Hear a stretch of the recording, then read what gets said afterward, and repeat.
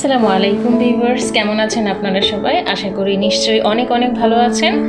আমি আলহামদুলিল্লাহ অনেক অনেক ভালো আছি। আপনাদের প্রতি রইল অনেক অনেক ভালোবাসা, শুভেচ্ছা ও স্বাগতম। আর FM ডেইলি ব্লগ স্টোরিতে আপনাদের সবাইকে রইল আবারও নতুন করে স্বাগতম।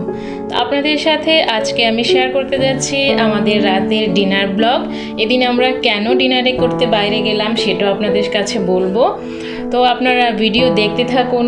দেখতে দেখতে যদি ভালো লেগে যায় ভিডিওর কোনো অংশ, তাহলে অবশ্যই ভিডিওতে একটি লাইক করে দিবেন আর চ্যানেলটিকে অবশ্যই সাবস্ক্রাইব করে আমার পাশে থাকবেন।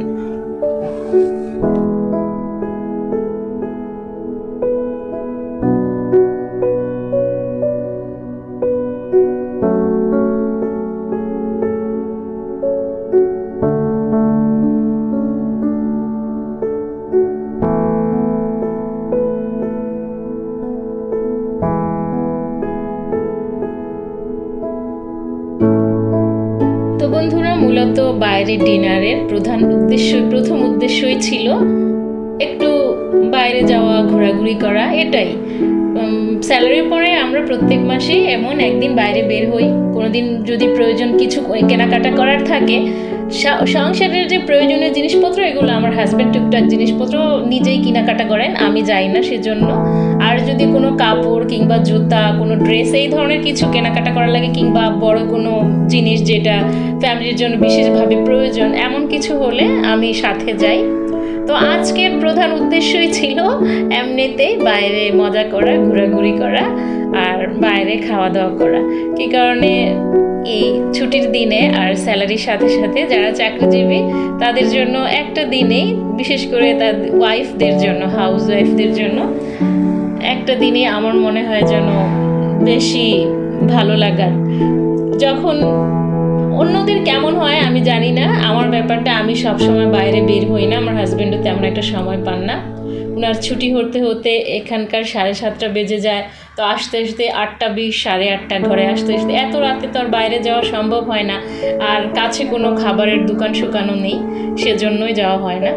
তো আমি রেস্টুরেন্টে পৌঁছে গেলাম, আমার হাজব্যান্ড নিচে অর্ডার করছিলেন, আমি উপরে জায়গা খুঁজছিলাম কোনখানে বসবো, কোথায় বসবো। তো আমার কাছে এই টেবিলটা ভালো লাগলো, আমি এখানেই বসলাম।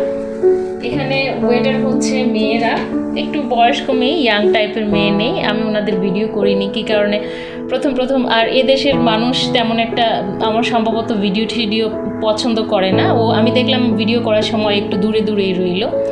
আমাদের খানাও এসে গেছে। খানার মধ্যে প্রথমে ছিল খবুজ, যেটা এদেশের ভাষায় খবুজ বলা হয়, আমরা রুটি বলি। রুটি এদেশের মূলত প্রধান খাদ্য। ছিল চিলি আর টমেটোর মিক্স, আর ছিল সালাদ। আর সালাদের সাথে ছিল কিছু ঘাস লতা পাতার মতো শাকসবজি কাঁচা। অবশ্য এগুলো শুধু ছিল না, নিচে ছিল শসার পিকলস আর কাঁচা পেঁয়াজ আর কাঁচা টমেটো।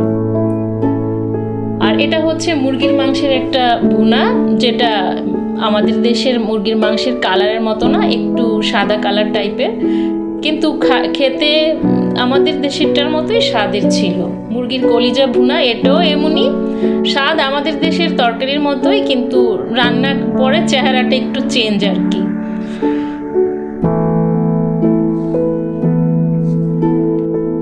আচ্ছা, যেটা বলছিলাম, অন্যান্য গৃহিণীদের কেমন আমি তেমন জানি না, আমার বেলায় একটু অন্যরকমই।